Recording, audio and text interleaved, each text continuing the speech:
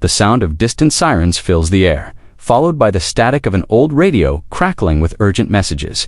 The world feels tense, uncertain, and one mistake could end everything. It's the 1950s, and America is living under the constant shadow of nuclear war. People believe that, in just a few minutes, missiles could rise into the sky and bring the end of civilization. Every news broadcast, every test explosion, and every political speech feeds that fear. Yet, while the world watched in silence and fear, something secret was happening deep below the surface. Hidden underground, far from the eyes of ordinary citizens, America was quietly preparing for the unthinkable. Bunkers, command centers, and survival plans were being built in secret, all designed to ensure that the nation could continue even after a nuclear nightmare. The question is, how exactly did America plan to survive the apocalypse? When the atomic bombs fell on Hiroshima and Nagasaki in 1945, the world witnessed destruction beyond imagination. Entire cities were wiped out in seconds, and tens of thousands of people vanished in blinding flashes of heat and fire. For the first time in history, humanity understood that one weapon could destroy an entire civilization. The sight of those mushroom clouds changed everything. In the years that followed, fear began to spread across the world. The United States held the power of the atom, but in 1949, the Soviet Union tested its own nuclear bomb, proving that America was no longer the only one with this terrifying weapon. Suddenly, the idea of another war didn't just mean soldiers and tanks, it meant the possible end of life itself. Newspapers warned of atomic attack, and school children learned to hide under their desks in case the bomb came. Families built shelters, cities prepared evacuation plans, and people lived every day knowing that a single political mistake could start the end of the world. The age of nuclear fear had truly begun, and the Cold War would keep that fear alive for decades. In 1949, the unthinkable happened. The Soviet Union successfully tested its first atomic bomb, shocking the entire world and ending America's short-lived monopoly on nuclear power. The test, known as First Lightning, exploded in a remote area of Kazakhstan. But its shockwaves were felt across every government office in Washington. Suddenly, the United States realized it was no longer safe behind its oceans or superior weapons. The balance of power had shifted overnight. The fear that once seemed distant now felt very real. American leaders knew that if the Soviets had the bomb, a nuclear attack could come at any moment. The world had entered a new era, one of constant tension and suspicion. Scientists and military planners began racing to build bigger, more powerful weapons, while citizens lived under the shadow of a possible atomic strike. The rivalry between the two superpowers was no longer about ideology alone. It had become a deadly competition for survival, with the fate of the planet hanging in the balance. Across America, the fear of nuclear war became part of daily life. Families began turning their basements and backyards into fallout shelters, filling them with canned food, water, and first aid supplies, hoping these simple rooms could protect them from deadly radiation. Magazines printed detailed guides showing people how to build their own shelters, and hardware stores sold special kits to seal them tight. It became a symbol of safety, even if deep down many knew survival after a nuclear blast was nearly impossible. In schools, children practiced duck and cover drills, hiding under desks or crouching in hallways as if that could save them from a bomb's fireball. Teachers tried to stay calm, but everyone knew these drills were a reminder of the danger hanging over their heads. Sirens would occasionally sound during citywide tests, and people froze for a moment, wondering if it was real this time. Life went on. People worked, studied, and laughed. But beneath it all was a quiet fear. Americans learned to live with anxiety, always aware that the next headline or false alarm could signal the end of everything they knew. In quiet neighborhoods across America, ordinary families tried to carry on with normal life, even as the threat of nuclear war loomed above them. Parents tucked their children into bed at night, pretending everything was fine. But deep down, they couldn't stop thinking about what might happen if the sirens ever sounded for real. Fathers spent weekends digging holes in their backyards, building small concrete shelters, while mothers carefully stocked them with canned beans, bottled water, and blankets.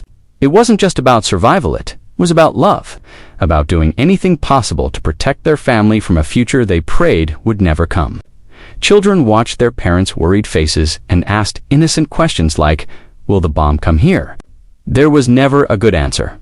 Families shared quiet dinners by the glow of the television, listening to news about missile tests and world tensions, trying to act as if it were just another story far away. But each sound of a jet overhead or unexpected radio interruption made hearts race for millions of Americans. Life became a strange mix of routine and fear, preparing for a day they hoped would never arrive, yet knowing it could come without warning beneath the calm surface of everyday life. Planners built a secret safety net to keep the country running if Washington was destroyed. The idea was simple but grim. The presidency, key ministers, military commanders, and parts of Congress had to be moved to hidden places where they could meet, decide, and order forces even after a nuclear strike. Deep underground bunkers were carved into mountains or built below remote facilities, places like Mount Weather in Virginia and the Raven Rock Complex in Pennsylvania were prepared with living quarters, offices, and supplies. Even a luxurious resort hid a concrete city designed to shelter lawmakers in secret. Trains, ships, and specially equipped airplanes were on standby to carry leaders away from danger. And hardened communication lines and emergency broadcast systems were put in place so orders could still be sent and received. Food, medicine, and power systems were stockpiled for months, and detailed plans for succession and emergency law were written down. Only a tight circle of officials and contractors knew the full picture, which made these survival plans feel as much like a whispered promise as a stark warning. During the height of the Cold War, the United States quietly built a network of hidden bunkers and command centers, all part of a secret program known as continuity of government. The goal was simple, yet chilling, to ensure that the nation's leadership could survive and continue to rule, even if nuclear bombs wiped out Washington and major cities. These underground fortresses were buried deep within mountains, equipped with steel blast doors, filtered air systems, power generators, and enough food to last for months. Inside, rooms were ready for the president, cabinet members, generals, and communication teams to operate as if nothing above ground had happened. Mount Weather in Virginia became one of the most important of these sites, a small underground city complete with offices, sleeping quarters, and even a television studio to address the surviving nation. Another was Raven Rock, often called the underground Pentagon, built to coordinate military response and protect high-ranking officers. These places were kept so secret that even many members of Congress had no idea they existed. To the public, the world seemed normal, but beneath the surface, America had already built a shadow government ready to rise from the ashes if nuclear war began. Hidden beneath the peaceful hills of Virginia and Pennsylvania were two of the most secretive places in America: Mount Weather and the Raven Rock Mountain Complex. Mount Weather, located deep in the Blue Ridge Mountains, looked like a simple government facility from the outside, but underground, it was a fully functioning city. It had offices, dormitories, hospitals, cafeterias, and even a broadcasting room where the president or other leaders could speak to the nation after a nuclear strike. Every hallway and room was designed to keep officials alive and connected when the world above was burning. Just a few hundred miles away stood Raven Rock, buried beneath a mountain near the Maryland-Pennsylvania border, known as the underground Pentagon. It was built to serve as a backup headquarters for the U.S. military. Inside its massive tunnels were command centers, communication hubs, and sleeping areas for hundreds of officers and staff. Thick blast doors, weighing dozens of tons, could seal the entire complex in seconds. Both Mount Weather and Raven Rock symbolized America's determination to survive any disaster. Silent fortresses prepared for a day everyone hoped would never come. Inside these hidden fortresses, everything was carefully planned to keep the government running as if nothing had changed above ground. Massive storerooms were filled with supplies, boxes of canned food, water tanks, fuel reserves, and medical equipment that could last for months without outside help. Generators were installed deep underground to produce electricity, and elaborate ventilation systems filtered the air to keep out radioactive dust. Every detail, from plumbing to lighting, was designed to function even in total isolation. Communication was the heart of survival. Encrypted phone lines, radio towers, and satellite connections were built to make sure leaders could contact the military, regional governors, and other bunkers across the country. Operators were trained to switch instantly to emergency networks if regular systems failed. In nearby rooms, maps and radar screens glowed as technicians monitored the outside world. Living quarters were small but efficient, narrow corridors lined with bunks, dining areas, and briefing rooms where decisions about the future of the nation would be made. To the few who knew about these places, it felt both impressive and haunting. America had built a second country underground, one that would only come to life if the surface world was destroyed. Only a handful of people even knew these places existed. The secrecy surrounding them was absolute. Workers who helped build the bunkers were often sworn to silence under strict government orders. Many never even knew the true purpose of what they were constructing. They might have poured concrete, installed pipes, or wired lights without realizing they were helping create a refuge for the nation's leaders in case of nuclear war. Even within the government, only a small circle of top officials and military commanders had full knowledge of these hidden cities. To the public, these mountains looked peaceful, ordinary, and untouched by anything unusual. Families drove past them on vacations, unaware that deep below their tires lay entire command centers waiting for doomsday. The truth was buried under layers of secrecy and rock. In the event of nuclear war, these few chosen people would vanish underground, while millions above would be left to face the unimaginable. The thought itself was chilling, that beneath the calm beauty of the countryside, America had quietly prepared for the end of the world. Protecting the president became one of the highest priorities during the Cold War. Every second counted in a nuclear crisis. So America created elaborate plans to make sure the commander-in-chief could survive and continue leading the country even if Washington was destroyed.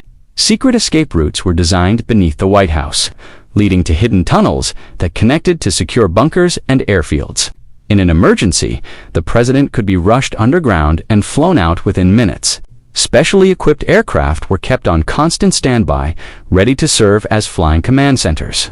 These planes were built to stay in the sky for days, capable of directing nuclear forces, communicating with military bases, and even launching retaliatory strikes if the ground command was lost. Helicopters were always stationed near the White House, prepared to lift the president to safety the moment danger appeared on radar. Military teams practiced evacuation drills regularly, ensuring every move could happen in complete secrecy and perfect coordination. The idea was simple but vital. No matter what happened, the United States would always have a living leader to give orders and keep the government alive. In those tense decades, saving one man meant saving the nation. To make sure America could still fight back, even if its cities were wiped out, the military launched a top-secret mission known as Operation Looking Glass. This program created a fleet of airborne command centers, specially modified aircraft that could take control of the nation's nuclear forces if ground headquarters, like the Pentagon, were destroyed. Each plane was equipped with advanced communication systems, radar and command consoles, allowing military leaders to direct missile silos, submarines, and bomber fleets from thousands of feet in the air. At least one of these aircraft was always in the sky, 24 hours a day, every single day for nearly 3 decades. They flew in constant rotation, ready to take command the moment disaster struck. The planes carried senior officers, communications experts, and crews trained to operate under the worst conditions imaginable. Even the president could board one of these aircraft to maintain control of the country during a nuclear attack. Operation Looking Glass symbolized the ultimate form of readiness, proof that no matter how devastating an attack might be, America's command structure would never completely disappear. During the Cold War, Air Force One was more than just a presidential plane. It was a flying fortress built for survival. Behind its elegant design and polished exterior, it hid some of the most advanced technology of its time. The aircraft was equipped with secure communication systems that could connect directly to military bases, nuclear submarines, and even the airborne command centers from Operation Looking Glass. If nuclear war broke out, the president could lead the entire nation from the sky. The plane was hardened against electromagnetic pulses from nuclear explosions, meaning it could keep flying and communicating even in the middle of chaos. It carried advanced radar, encrypted radios, and special navigation systems that allowed it to stay in the air for long periods, refueled by other planes while flying. Inside, it had a command room, offices, medical facilities, and sleeping quarters, making it capable of operating as a mobile White House. While the public saw it as a symbol of power and diplomacy, only a few understood its true purpose. Air Force One was the president's last line of defense, the ultimate backup plan if the world below turned to ashes. Every second, somewhere in the sky, there was a plane ready to take command if nuclear war began. The idea itself felt like something out of science fiction, but it was real. High above the clouds, these silent guardians circled endlessly, carrying officers who could take control of the country within moments. Their crews lived in constant readiness, trained to act without hesitation if the unthinkable happened. Each mission lasted for hours, sometimes days, with one plane always airborne, another preparing to launch, and a third waiting on standby. Few people outside the military even knew these flights existed. From the ground, they looked like ordinary aircraft, but inside, glowing control panels, radio consoles, and secure lines connected directly to America's nuclear forces. If Washington vanished, these planes would become the nerve center of the nation, ordering defenses, communicating with missile crews, and ensuring the chain of command never broke. The thought was chilling, yet reassuring, even in the darkest possible moment. Someone, somewhere in the sky, was ready to lead. While secret plans were made to protect leaders, the government also tried to prepare ordinary Americans for survival, though their chances were far less certain. Civil defense programs spread across the country, aiming to teach people how to protect themselves if a nuclear bomb ever fell. Television ads, pamphlets, and short films appeared everywhere, showing families how to build fallout shelters, stock up on canned food, and cover their windows with plastic sheets to block radiation. In cities and towns, public fallout shelters were marked with bright yellow and black signs, often placed in basements of schools, offices, and government buildings. The message was simple. If the sirens sounded, get underground fast. Families were encouraged to make emergency kits with flashlights, water, medicine, and a small radio to listen for official updates. The government's efforts mixed reassurance with quiet fear. While officials spoke of survival and readiness, many citizens knew that a real nuclear strike would leave little hope. Still, these programs gave people a sense of control, a way to believe that even in the face of unimaginable destruction, there might be a small chance to live through it. In the 1950s, civil defense became a part of American culture. The government used every tool it had to convince families that they could prepare for a nuclear attack. Short films played in schools, theaters, and community halls, showing calm voices teaching people how to survive the blast. One of the most famous films, Duck and Cover, featured a cheerful cartoon turtle named Bert, who taught children to drop to the ground and hide when they saw a flash of light. These films made the unthinkable sound almost routine, turning the fear of nuclear war into something that could be managed with quick thinking and preparation. Colorful posters appeared everywhere in post offices, schools, and even grocery stores. They showed smiling families standing proudly beside their backyard shelters, stocked neatly with canned goods and blankets. Slogans like "Be ready, stay safe, and you can survive" encouraged citizens to build their own refuges. Some magazines even sold step-by-step guides for digging fallout shelters right at home. Beneath the optimism, though, was a deep unease. Every poster and every film reminded Americans that survival depended on being ready for a day they prayed would never come. Across American cities, a new kind of symbol began appearing on walls and buildings. Black and yellow signs with 3 triangles inside a circle.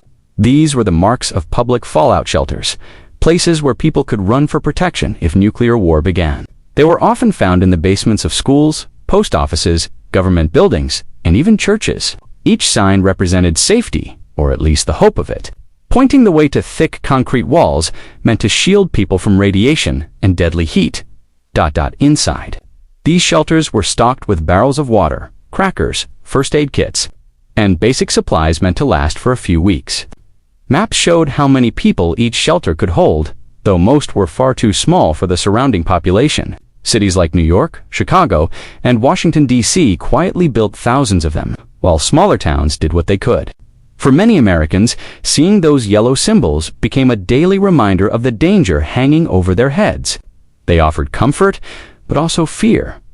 Proof that the government expected the unimaginable to happen one day. Citizens were told that survival after a nuclear blast was possible if they were properly prepared.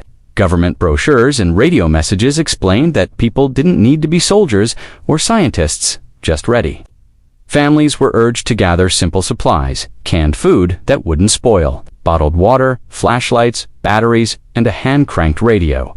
The idea was that, with enough resources, they could wait out the deadly radiation in their homes or backyard shelters until it was safe to emerge. People were also told that thick walls could be their greatest protection. Concrete, dirt, or even heavy books stacked against walls were said to block dangerous radiation. Instructions explained how to seal windows and doors with plastic or wood, how to stay inside for 2 weeks, and how to avoid contamination by washing with soap and clean water. It was presented as a plan that anyone could follow, simple steps that might save their lives. But beneath the calm tone of those instructions was a silent truth. No one really knew if these precautions would work. Still, for many, these guides gave comfort, a fragile sense of control, in a world that seemed ready to end at any moment. Even as the government tried to reassure the public, many scientists quietly admitted that the chances of survival after a full-scale nuclear war were painfully small. The radiation levels, the firestorms, and the total collapse of infrastructure would make it almost impossible for most people to live, no matter how strong their shelter was. Experts who studied the effects of atomic blasts knew that the destruction would stretch far beyond the cities, hit first, poisoning the air, water, and soil for miles around. Yet, these scientists often stayed silent, understanding that revealing the full truth might cause panic. Instead, they helped design shelters and survival manuals that could at least offer a sense of hope. The government focused on maintaining morale, convincing citizens that preparation meant protection. Families followed those instructions faithfully, storing food, building walls, and believing they had a fighting chance.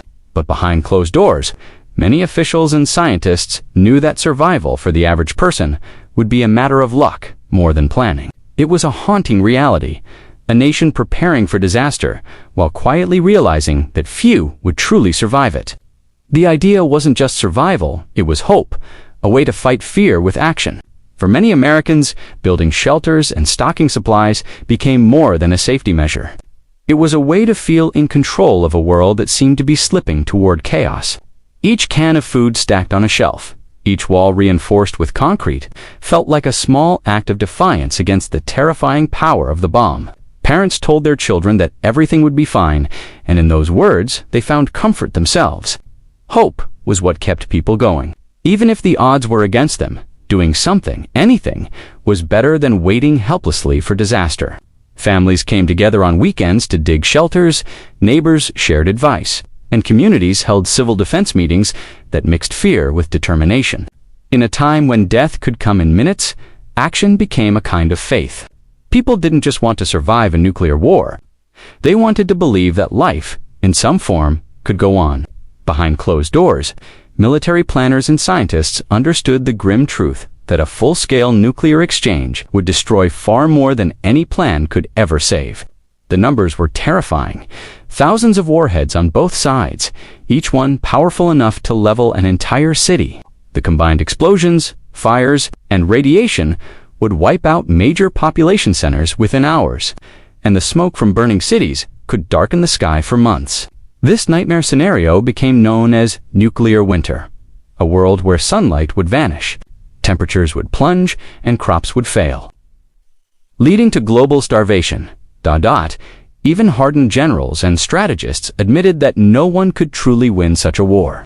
The destruction would spread far beyond the initial targets, poisoning air and water across continents. Maps filled with red circles representing blast zones showed just how fragile civilization really was.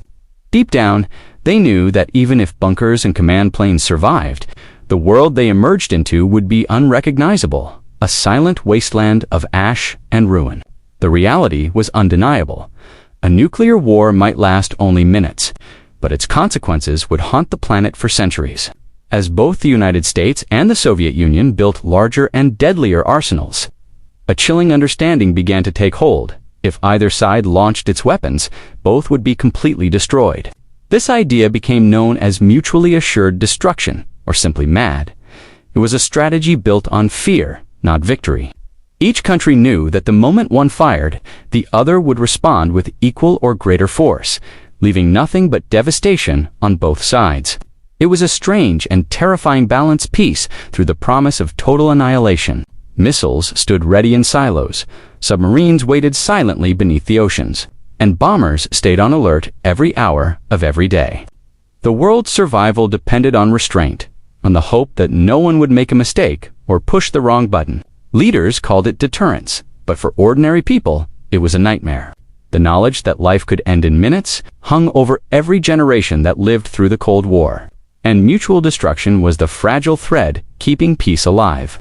The U.S. government found itself walking a delicate line, preparing for the worst while praying it would never happen. Every bunker built, every warning drill practiced, every missile deployed was part of a complex game meant to send a single message to the Soviet Union. Asterisk, we are ready. Don't even try. Asterisk preparation became its own form of deterrence.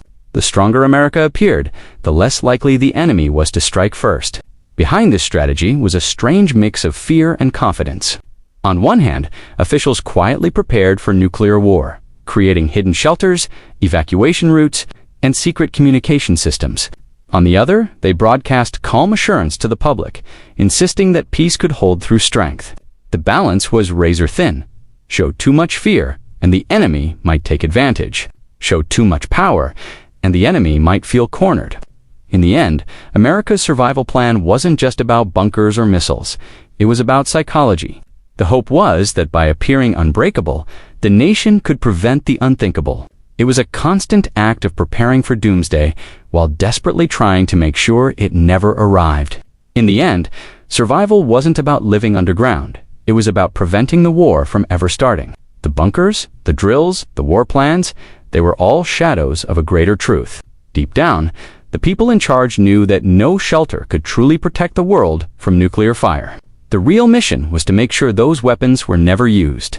Every move, every policy, every show of strength was part of a deadly chess game where one wrong move could end civilization. Asterisk, commanders watched radar screens. Politicians measured their words carefully, and entire nations lived on edge, not because they wanted to fight, but because they had to make the other side believe they would. It was a terrifying balance held together by fear and logic, by human restraint in the face of unimaginable power. And so, beneath all the secrecy and planning, America's true hope for survival lay not in bunkers or planes, but in the fragile decision of men to keep their fingers off the button. As the decades passed, the shadow of nuclear war slowly began to fade, but its lessons never truly disappeared. The bunkers still exist, buried deep beneath the earth, silent reminders of how close humanity once came to destroying itself. The sirens are quiet now, but the fear that built them still echoes faintly in the background of history. Looking back, it's clear that America's greatest defense wasn't its missiles or its shelters. It was the shared realization that no one could win a nuclear war. The Cold War taught the world that survival isn't just about power or preparation. It's about restraint, understanding, and the fragile hope that reason will always overcome fear. In the end, the story of how America planned to survive the nuclear apocalypse isn't just about hidden bunkers or secret operations. It's a story about humanity's struggle to protect itself from its own creation. A reminder that, sometimes, the greatest act of survival is choosing not to destroy. Decades have passed, and many of those bunkers still exist. Silent reminders of a time when humanity stood one button away from extinction. Deep underground, they remain frozen in time, built for a war that never came, symbols of both fear and determination. America planned to survive nuclear war, but perhaps the real victory was surviving the fear itself. Even now, as new tensions rise and technology advances, the question lingers: if such a plan existed today, would it still work? Could any nation truly survive a war that ends the world? For more hidden stories from the Cold War, subscribe to Cold War Files, where history's secrets come alive.